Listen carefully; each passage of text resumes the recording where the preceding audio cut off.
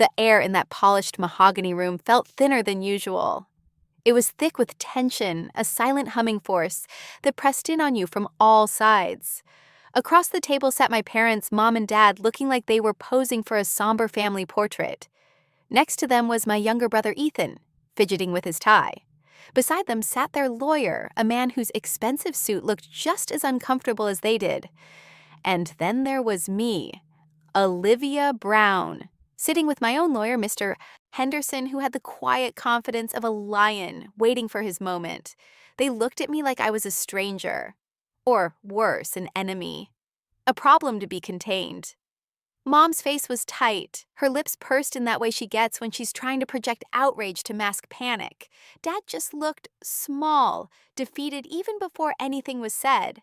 Ethan was shooting me glances, a mix of anger and something that might have been fear if I didn't know him better. My hands were shaking slightly, hidden under the table. Not from fear, though, from the sheer raw force of everything that had led me to this exact moment. Years of hurt neglect and finally outright betrayal. It had all culminated here. Mr. Henderson gave me a subtle nod. My cue. I took a deep breath, letting the cold calm wash over me. I looked straight at Mom, the woman who had brought me into this world, the woman I had spent my entire life trying to please. So I started my voice steadier than I expected, though it had a sharp edge I hadn't heard before. We're here. You wanted to discuss things. I assume that means you're ready to admit what you did. Their lawyer cleared his throat. Ms. Brown, my clients are here to explore a resolution. They are open to discussion regarding your claim. A bitter laugh escaped me. My claim, is that what you call it? Is that what you call stealing everything I had? Ruining my credit, putting me in legal jeopardy? Mom's face contorted. Olivia, how can you say that we are your family? How can you be so cruel? My calm snapped just a little. Cruel. You want to talk about cruel? I leaned forward, picking up the binder of documents I had brought. I didn't come here to beg for scraps or listen to your lies anymore. I came here to take back what you, Dad, and Ethan stole from me, every single cent, and I have enough proof right here. I patted the binder to make sure all three of you pay a much higher price than just money. Silence. Heavy, suffocating silence. Mom gasped, clutching her chest. Dad's face went white as paper. Ethan's eyes widened, and he finally stopped fidgeting, frozen in place. Their lawyer held up a hand, clearly taken aback by the bluntness and the threat. Now, Ms. Brown, the lawyer said, his voice measured, but with a hint of alarm. Let's not make accusations that could complicate matters. They are complicated. I shot back, my voice rising slightly. They became complicated the moment they decided to use me, squeeze me dry, and then try to throw me away like garbage. I looked at Mom again. You taught me the value of family, Mom, the importance of sacrifice. But you conveniently left out the part where the family you sacrifice for turns around and stabs you in the back, then pretends they're the victim. Mom started to cry, those fake dramatic tears she always used to get her way. Your father is ill? Your brother is struggling? How can you do this to us now? Funny, I said, leaning back in my chair, the cold calm returning. That sounds exactly like what you said when you needed my money the first time, and the second time, and the third. Except this time I'm not falling for it, not anymore. I glanced at Mr. Henderson. He gave me another small nod, a look that said, You've got this. To understand how we got here. I began, my voice settling into a narrative tone, recounting years of a life lived in the shadow of others. I have to go back, way back. Growing up, I wasn't the golden child. That role was reserved exclusively for my younger brother, Ethan. From the moment he was born, he was the sun the family orbited around. Ethan got the best of everything. The biggest bedroom, the newest toys, the endless praise for mediocre achievements. I was the older sister, the responsible one, which in my family's twisted logic meant I was the one who was supposed to understand, to compromise, to give. Olivia, be a good sister. Let Ethan have the last cookie. Olivia, your brother needs the computer for his game. You can do your homework later. Olivia, Ethan's in a mood. Just agree with him. Okay, don't rock the boat. It wasn't just about cookies or computer time. It was about my place. I was the quiet, dependable one who fixed problems. Ethan was the unpredictable, flashy one who created them. And my parents, bless their oblivious or perhaps willfully blind hearts, always enabled Ethan and expected me to clean up the mess. I remember one time I was saving up for my first car. I worked part-time all through high school, double shifts sometimes. Every penny went into a special savings account labeled Freedom. It was a beat-up Ford sedan, but it was mine, bought with my own hard work. Ethan, who had just gotten his learner's permit and a hand-me-down car from Dad, borrowed my car one night against my strict instructions not to. He totaled it. Not just a fender bender, completely wrecked. I was devastated. Not just about the car, but about the loss of that symbol of my independence bought with so much effort. My parents. They sighed. "Oh, Ethan?" Mom said, shaking her head with a fond little smile. "Always so reckless." They turned to me. "Now, Olivia, don't be too hard on him. It was an accident, just the insurance will handle it mostly. You can use the payout to get another used car." Mostly the insurance payout was a pittance compared to what I'd put in and the market value. It wasn't enough to replace the car I'd lost. My parents didn't offer to chip in a single dollar. They bought Ethan a newer, fancier used car a few weeks later, so he could get to school. I ended up having to dip into my college fund savings, money meant for books and living expenses, just to buy a less reliable, even older car than the one I'd lost. That was my first hard lesson about where I stood. My sacrifices were expected. My brother's mistakes were just, boys will be boys. As I got older, the requests, or rather the expectations, grew larger. College was a struggle. I worked multiple jobs while studying, took out minimal student loans, determined to be self-sufficient. Meanwhile, Ethan flitted between community college and vague business ventures that never panned out, always supported by Mom and Dad. The big turning point, the one that set the stage for the confrontation in the lawyer's office, happened about 5 years ago. I was in my late 20s. I had worked tirelessly, saved aggressively, lived frugally. I had a decent job in data analysis. And finally, I was close to achieving my goal, a down payment on a small condo in a good neighborhood. It wasn't grand, but it would be mine. A place of stability, a stepping stone to the future. I had about $80,000 saved up. It represented years of grinding. Then the call came. Dad. His voice was strained. They were in trouble. Big trouble. Ethan, in one of his sure-thing business ventures, had apparently co-signed a loan for a significant amount with some shady characters, and the deal went south. The loan was now due, and the penalties were crippling. Mom and Dad had tried to help him, even dipping into their retirement savings, but it wasn't enough. They were facing losing the family home. Foreclosure was looming. "Olivia," Dad said, his voice breaking, "you're the only one who can help us. We need $80,000. Just a bridge loan, darling. We'll pay you back as soon as we get things sorted with Ethan's mess. We promise. We wouldn't ask if it wasn't an emergency." Mom got on the phone, her voice tearful. "Oh, sweetheart, please. This house, it's everything. All our memories are here. Your father's health isn't good. We can't handle this stress. You've always been our rock, our responsible one. Just this once, darling. Please." Ethan even called, sounding remorseful. "Liv, I messed up big time. I swear I'll make it right. But right now, Mom and Dad are gonna lose everything. Please, help us." My heart ached. Despite everything, they were still my family. The idea of them losing their home, the home I grew up in, was painful. And the thought of Ethan, for all his flaws, being in deep trouble.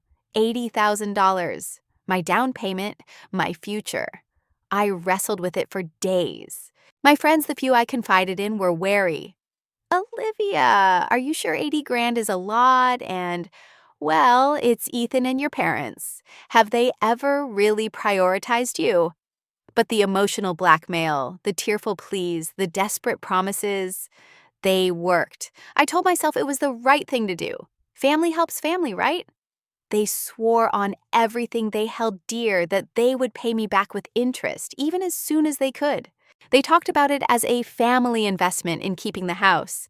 They even drew up a casual handwritten agreement promising repayment within 2 years. It wasn't legally binding, not really, but they signed it, looked me in the eye, and swore. I transferred the money. All $80,000. My freedom account was wiped clean. My condo dream vanished overnight. For a few weeks, there was immense gratitude. Mom called every day thanking me, telling me how I had saved them, how they didn't know what they'd do without their wonderful daughter. Ethan sent a long text message full of apologies and promises to change. But gratitude has a short shelf life in my family. Soon the calls became less frequent. The thanks stopped. When I cautiously mentioned the repayment timeline, Mom would sigh. "Oh, Olivia, is that all you think about money? We're still getting back on our feet. Be patient." Dad would avoid the subject. Ethan became distant again. 2 years passed, then 3. No repayment, no mention of it. When I finally pressed them harder this time, the narrative shifted. "Repay you." Mom sounded genuinely affronted. "But darling, that was helping the family. That wasn't a loan. That was you doing your part for the family." "Your part," I repeated, stunned. "Mom, I gave you my entire savings, my down payment. You promised to pay it back." "Promises are one thing," Dad interjected, his voice flat. "But things change. You're doing well for yourself now, aren't you? You don't need that money as much as we did, or as much as Ethan still does." As much as Ethan does. I felt a cold dread creep in. What does Ethan need money for now? They were cagey vague. Just setting up his next thing. Opportunities don't wait, Olivia. This wasn't just about the money anymore. This was a complete rewriting of history. They had drained me dry, used my sacrifice, and now they were pretending it never happened, or that it was somehow my inherent duty, not a favor they promised to repay. The sheer audacity, the lack of gratitude, the easy dismissal of my sacrifice. It was a betrayal that cut deeper than any financial loss. I started feeling sick to my stomach whenever they called, which was usually only when they wanted something else small, like help with a bill or a ride somewhere. They treated my past help like a distant memory, an old bill they'd already settled in their minds, with vague notions of family. I felt like an idiot, a used-up resource, the responsible one who was too stupid to see she was just a cash machine for the family's golden boy. That feeling festered. It turned from hurt into a low, burning resentment. Then it hardened into something else. Determination. One day about a year ago, I got a certified letter. It wasn't from Mom or Dad. It was from a different bank than the one I used. It was a notice about a defaulted loan, a big one, tied to the property address of my parents' house, and the name on the loan was mine. My heart stopped. I hadn't taken out any loan. Not ever, except my student loans, which were almost paid off. This notice was for a massive sum, over $150,000. It mentioned the property as collateral, a second mortgage. I called the bank, my hands shaking. They confirmed the details. The loan had been taken out about 3 years ago, roughly a year after I gave my parents the $80,000. The signatures looked similar to mine, but they weren't mine. The identification used somehow matched my details. Panic threatened to swallow me whole. They didn't just use my money, they used me. They took out a massive loan in my name using their house, which my money had helped save from the first foreclosure, as collateral, linking my identity and credit to this debt. And now they were defaulting. The full, horrifying scale of their betrayal hit me like a physical blow. It wasn't just ungratefulness, it was calculated fraud, identity theft. They had seen my willingness to sacrifice not as love, but as an opportunity to exploit me further without my knowledge or consent. In that moment, standing in my small apartment clutching the The last vestige of hope I had for my family shattered. The pain was immense, a gaping wound in my chest. But beneath the pain, a cold, hard anger took root. It wasn't a hot, explosive anger. It was quiet, focused, and utterly ruthless. Enough. I wasn't going to let them get away with this. Not one more cent, not one more lie, not one more manipulation. They had taken my past. They had tried to steal my future, and now they were trying to saddle me with their debt and potentially ruin my life completely. That fire ignited. It wasn't about reclaiming my status in the family anymore. It was about justice, about survival, about making them face the consequences of their actions. I started digging, not just looking through my old bank statements, but diving deep. My job in data analysis had given me skills. I knew how to follow trails, find patterns, connect dots that weren't obvious. I started with that loan document. I researched the bank, the type of loan, the dates. I went back through my old emails and texts with my parents and Ethan from 5 years ago. The pleas for money, their promises. I saved everything. I went through their social media, subtly looking for clues about their spending habits after they got my money. Lavish vacations, expensive purchases. Then I focused on Ethan. What was that next thing he needed money for? It took some careful searching, leveraging a few online tools and public databases, but I found it. A shell company registered in a different state, listed under a business partner's name, but with clear connections back to Ethan through convoluted paperwork. It looked shady, very shady, like the kind of opportunity that existed purely on paper to move money around. I suspected the second mortgage taken out in my name was linked to this. Was it to fund the business or to cover up losses? This wasn't something I could handle alone anymore. I needed help, professional help, not just someone to write a demand letter. I needed someone who understood complex financial issues, fraud, and family dynamics all at once. A friend from work recommended Mr. Henderson. He had a reputation for being sharp, ethical, and tenacious, especially in cases involving financial disputes and difficult family situations. Our first meeting was long. I laid out everything: the childhood, the sacrifices, the $80,000, the broken promises, the discovery of the fraudulent loan, my suspicions about Ethan's business. Mr. Henderson listened patiently, asking precise questions. When I finished, the silence hung heavy again, but this time it wasn't tense, it was thoughtful. "Ms. Brown," he said finally, "what your parents and brother have done, based on what you've told me and these initial documents, is potentially criminal. Fraud, possibly identity theft, depending on the details of how that second mortgage was obtained. This isn't just a civil matter of breach of promise to repay a loan. This is far more serious." That confirmed my worst fears and ignited my resolve even further. Mr. Henderson advised me on the next steps. We needed irrefutable proof. He recommended hiring a private investigator to dig deeper into Ethan's business and the specifics of the second mortgage. We also needed to gather every single piece of communication: emails, texts, voicemails, even the handwritten IOU from years ago. The investigation took months. It was stressful, expensive, and emotionally draining. There were moments I wanted to give up, to just disappear and try to build a life somewhere they couldn't find me. But the anger, the deep sense of injustice, and the very real threat of being held responsible for $150,000 plus debt in my name kept me going. The PI confirmed Ethan's business was largely a front. It wasn't just a failed venture. It was primarily set up for questionable tax write-offs and moving money in complex ways.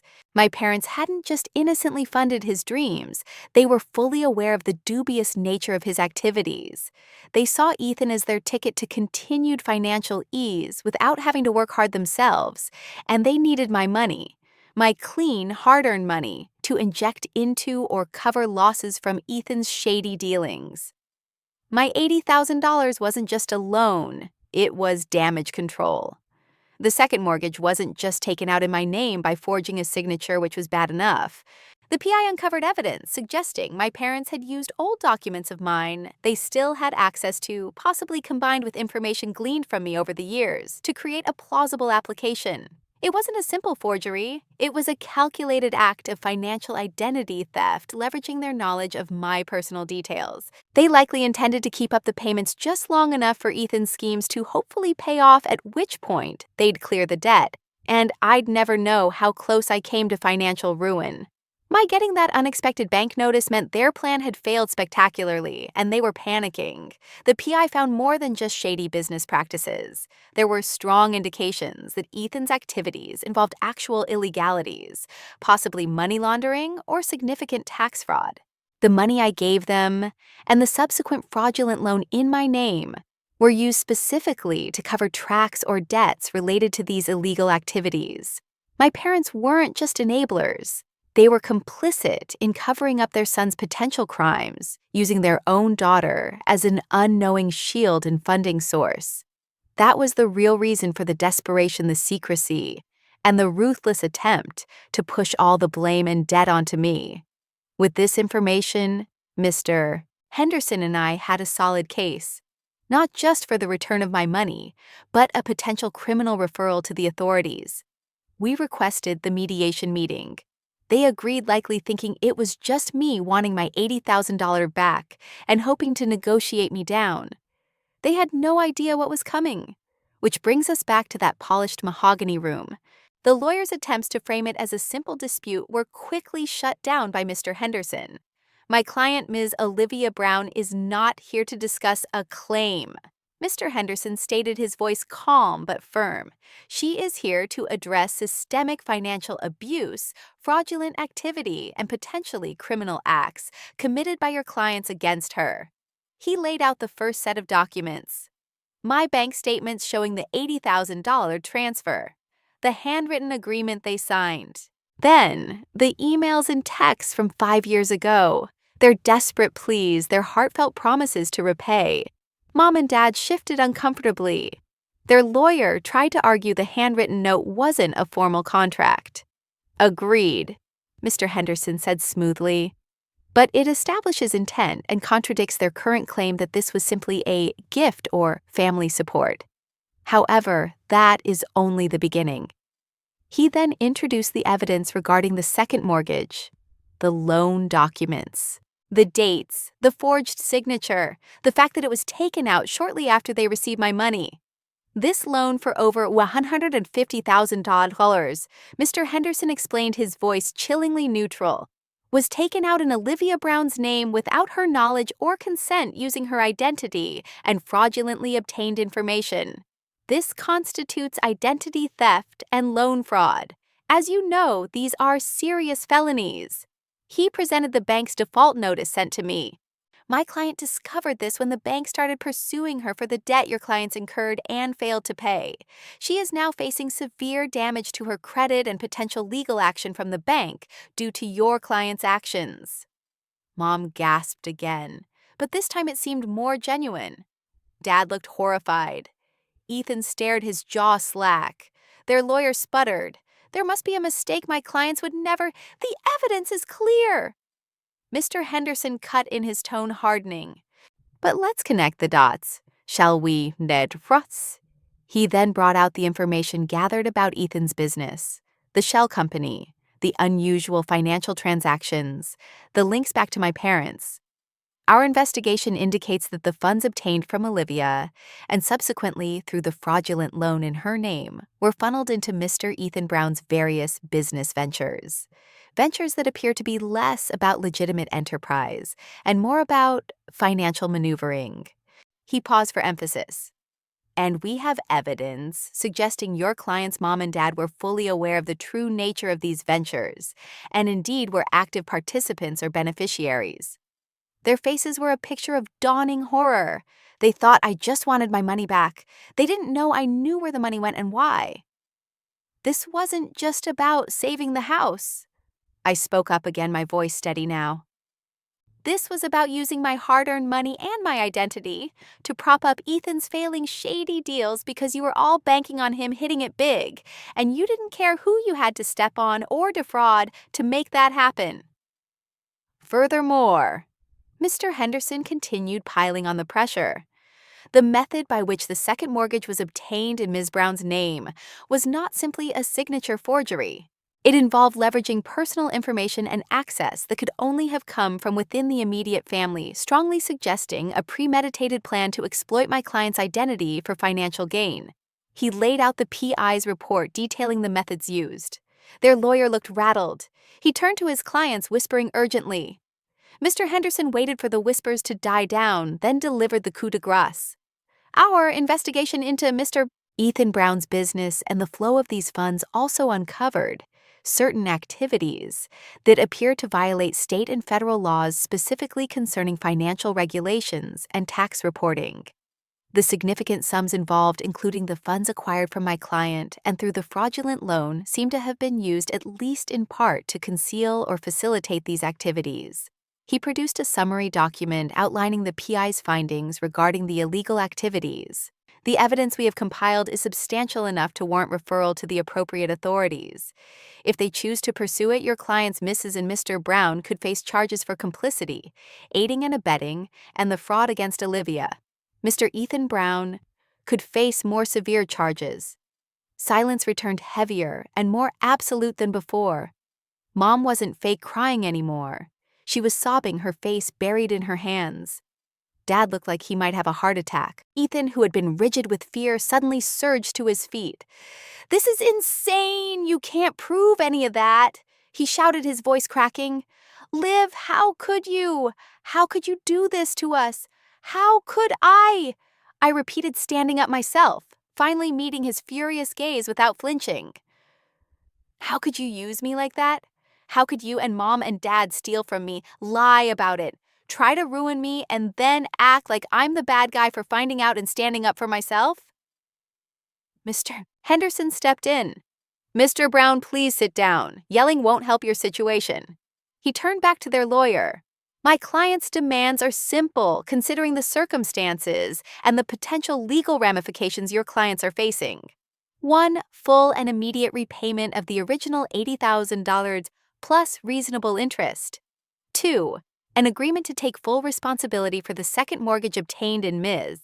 Brown's name, including clearing the debt and repairing any damage to her credit score with verification from the bank, provided to us within 30 days. 3A, formal notarized cessation of any communication with Olivia and any form of public or private defamation. 4. They will sign a document acknowledging the truth of the situation, that they defrauded her and used her identity, which we will keep confidential unless they violate any terms of this agreement, in which case we reserve the right to make it public and pursue all legal avenues, including criminal charges." He paused, letting the weight of his words sink in. "Given the evidence we possess," he added softly, "this is a far more lenient outcome than a criminal trial might produce." Their lawyer conferred frantically with Mom, Dad, and Ethan. There was pleading, arguing, desperate whispers. But the look in their eyes told the story. They were caught. They knew it. The sheer depth of my evidence, the multiple layers of their deceit, and the threat of legal consequences far worse than financial loss forced their hand. After what felt like an eternity, their lawyer turned back to us, his face grim. "My clients, accept your terms." I felt a wave of something complex wash over me. Not triumph, not really. More like cold, hard satisfaction and profound sadness for the family I had lost long before this day. We spent the next few hours drafting and signing the agreements. Every detail was ironed out: the repayment schedule, the steps for clearing the fraudulent loan, the non-disparagement clause. They signed it all, their faces sullen and defeated. As I walked out of that room with Mr. Henderson carrying my binder of evidence and a signed agreement, I didn't feel joy. I felt empty, but also lighter. I had fought back, I had won, I had proven I wouldn't be their victim anymore. The aftermath wasn't easy. As agreed, they mostly stopped contacting me directly, but the fallout spread through the extended family like wildfire. My parents, masters of manipulation, spun a story of me being a heartless daughter who was trying to ruin them over money they borrowed to save the family home. Some relatives believed them swallowed the lie whole. I received nasty messages. passive-aggressive comments on social media was unfriended and unfollowed. These people, the flying monkeys, did the dirty work my parents couldn't do anymore. It hurt. It really did. To be painted as the villain when I was the one who was wronged.